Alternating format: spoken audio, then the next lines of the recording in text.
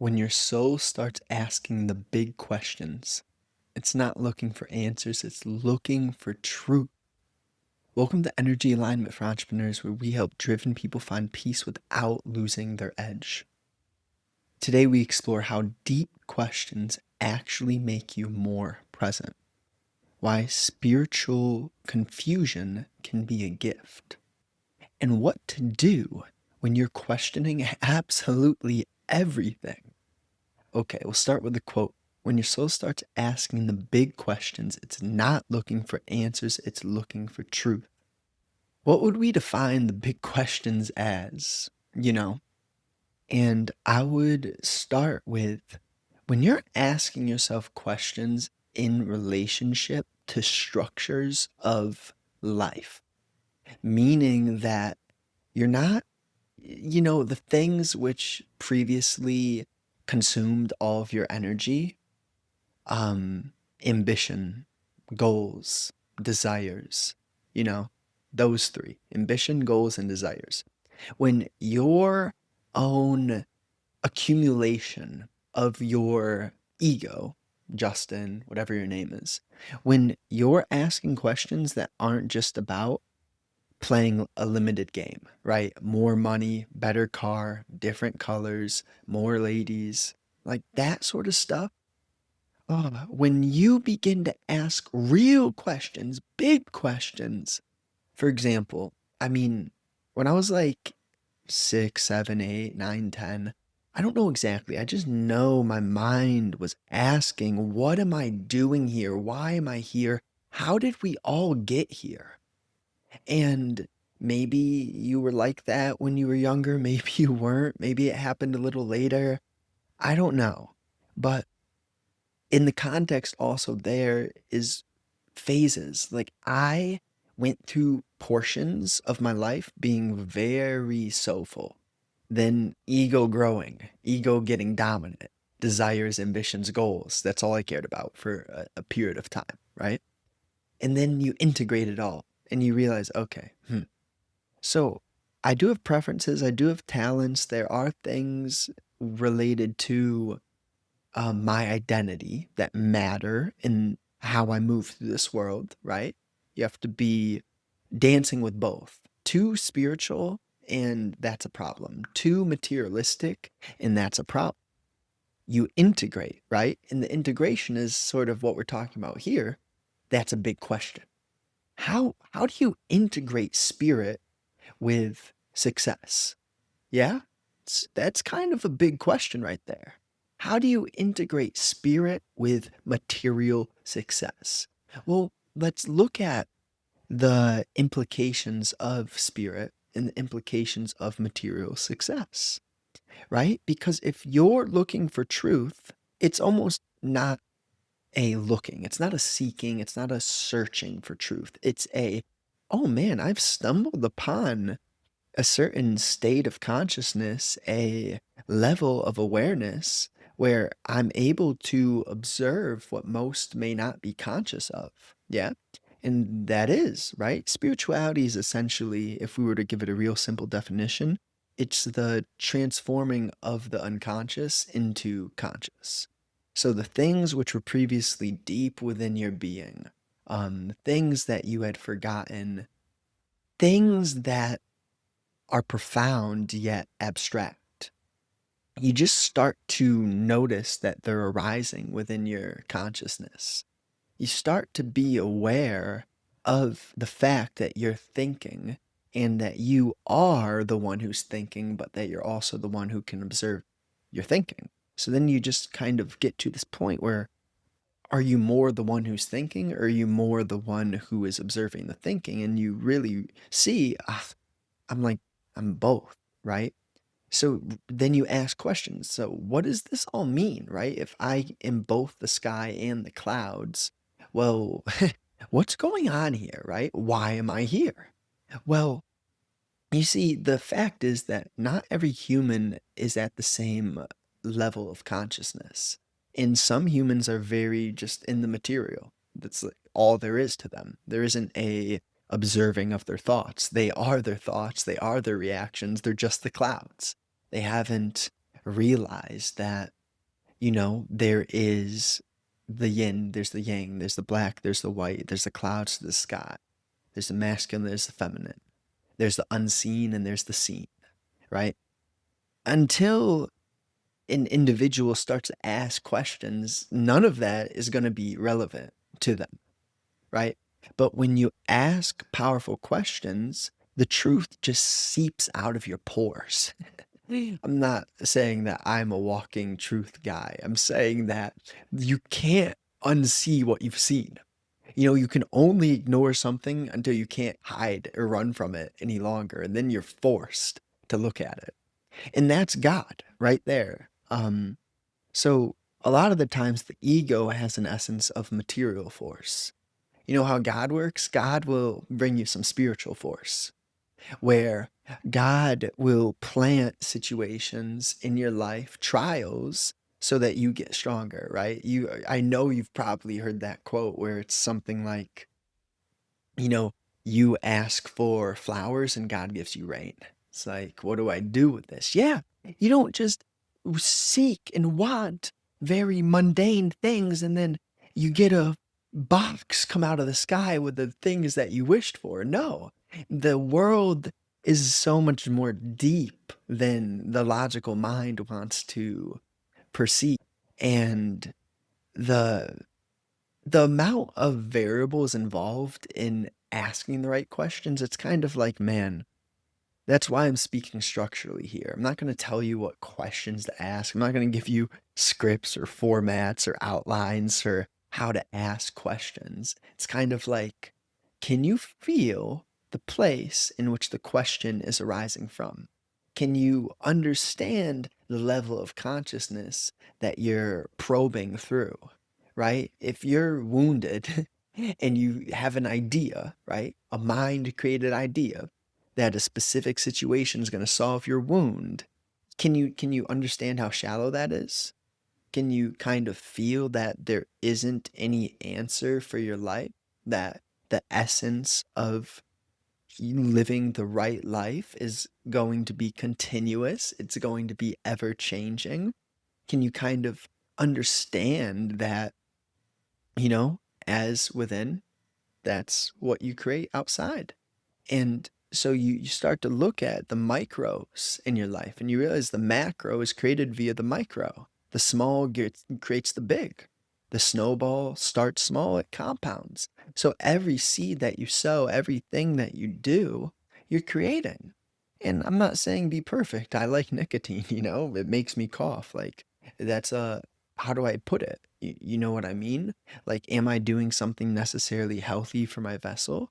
Well, I don't have the belief that nicotine's gonna ruin me because I don't sit and worry and fear. I just realize, well, I like this thing and I mean, I balance it out, right? Some days I go without it. Some days I leave the pipe at home, the tobacco. Some days I'm out and about and it's just don't have nicotine and that's what it is. I don't go and like see this is where, and I don't want to veer too much. The point is, this is where the awareness of your own attachments is important, the observing of your thinking, the noticing of your reactions. This leads you to question, okay, what's the quality of my relationship to this thing? So we're not talking about nicotine, we're talking about anything in your life where you may have a certain psychological trigger, a traumatic emotional storage in your vessel, a specific stimulus like dogs barking or wheels screeching that creates your memory of a experience or your knowledge. And if you can watch how your psyche moves, if you can be aware of the relationship between your thoughts, your energy, your emotions, and kind of realize that you are the one who creates how you feel. Like, your states of being are meant to be navigated, learned through, observed. So, how deep questions actually make you more present? And, because to ask deep questions, there is a pause, meaning that you slow down a little bit and you're bringing awareness to your internal. Else, you won't follow the thread that the big question opens up. And this is kind of like the foundation. If you do not have a some form of health, some form of alignment in your life, then you're going to kind of prevent yourself from being in the environment, the space, the energy where you have the clarity or the power to ask the right questions. So we're kind of, yeah, this video is more of a advanced course where a lot of individuals, if you haven't done the foundational work, you're not even going to understand the importance of asking the right questions. But hence, I'm speaking to you. I'm speaking to those who are able to hear. And obviously, I'm not giving you step by step, shallow material blueprints that the logical mind can copy and paste. To me, that's just not, it's not entertaining. There's so many other people who can do that for you. And hey, hey, I don't judge them necessarily. I just more so feel I know who I am, and the deeper work is what I'm meant to perpetuate into this world and radiate. It's not the shallow games that I'm here for. So those deep questions, they kind of they invite you to change the way that you live. hmm and when you change how you act, how you move, then your behavior changes, then your relationship to yourself and others changes. When you have a shift in the fundamentals of being, yeah, of existing as a human being, then the way that you rock and roll through this world, it transforms. And you start to see, oh, wow, I'm powerful. I can transmute. I create. I'm almost like a wizard. Not just me, all of you.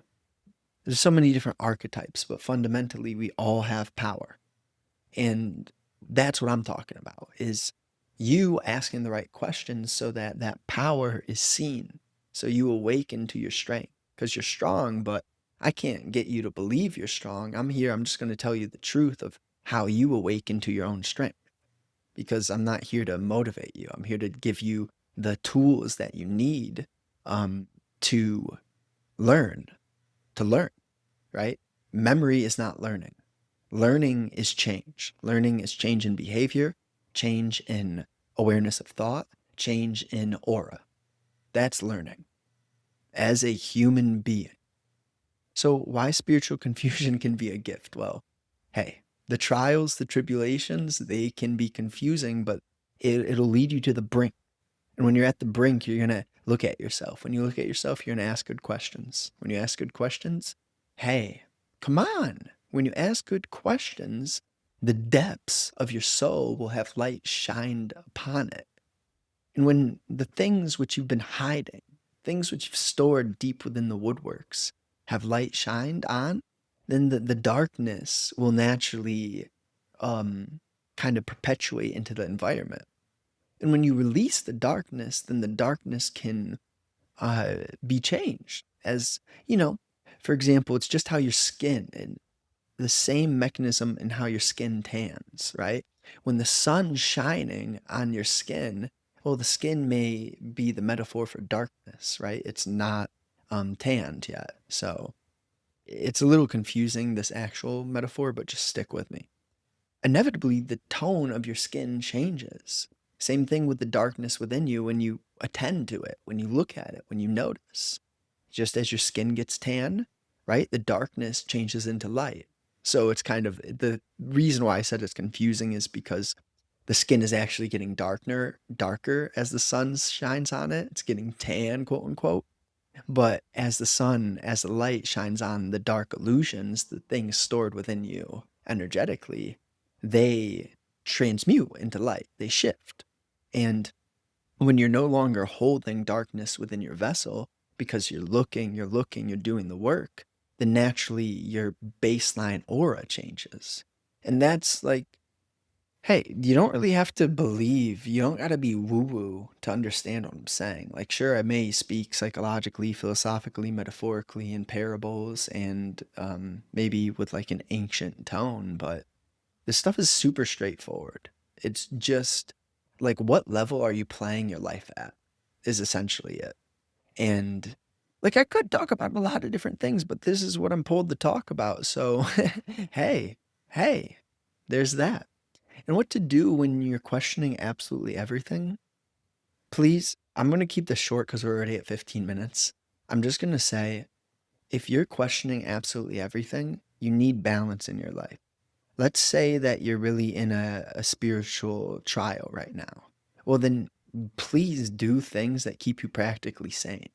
Like go on plenty of walks, stretch your body, like count in milliseconds as you stretch.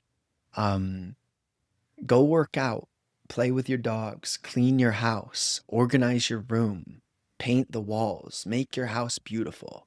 Like weed whack, cut your lawn, whatever it may be, but you do need very simple movement and action to create the space for you to observe your psyche, right? Because as you're doing that list of actions I've just given, they're spiritual, it's spiritual work too. Because fundamentally, you're going to be thinking, and you think 80,000 thoughts on average per day. So if you can watch your relationship to what creates a certain style of thinking, what sensory, what things went into your nervous system, your sensory motor system to create that form of thinking pattern. If you just investigate all of this, question it, observe it, then you're naturally going to be able to let go of things which keep you weak. And that's the whole shift here. When you're questioning everything, it's good because then you can learn, you can see what keeps you weak, right? What are the things that don't serve you at all anymore? What are things that you're just repeating because it's a memory, habitual, mechanical pattern that it's not actually doing anything in alignment with you right now? We're gonna skip the recap today because I don't want to make this too long. So ultimately, thank you so much for listening. If you enjoy, I'd love to get some feedback. You could always email me. The email's in the description. And then if you want to work one-on-one, probably, yeah, if you're on podcast, not seeing the video, got my muscles up, got the arms up right now. If you want to create a healthy physique, get into great shape, I'm here for that. If you resonate with anything I've spoken about in any of my podcast episodes and you want to do one-to-one work, essentially just reach out. I'm not a pressure guy. I'm not like seeking clients out of insecurity. I'm just putting this out there for the people who may feel that they could learn through having conversations with me. It's really that simple. I don't even have anything to teach you. If I were to be real straightforward with you, what we'll do though is we'll have conversations and I'll listen. And when I listen, then my heart will guide me to say things that you may need to hear. And that's not out of self-interest. That's just out of, hey, if you feel what I'm putting out is on a level that you resonate with, well, then maybe check that link in the description, thegentlewarrior.com or .co. Speak soon. Enjoy. Have a wonderful day. Thank you so much for listening.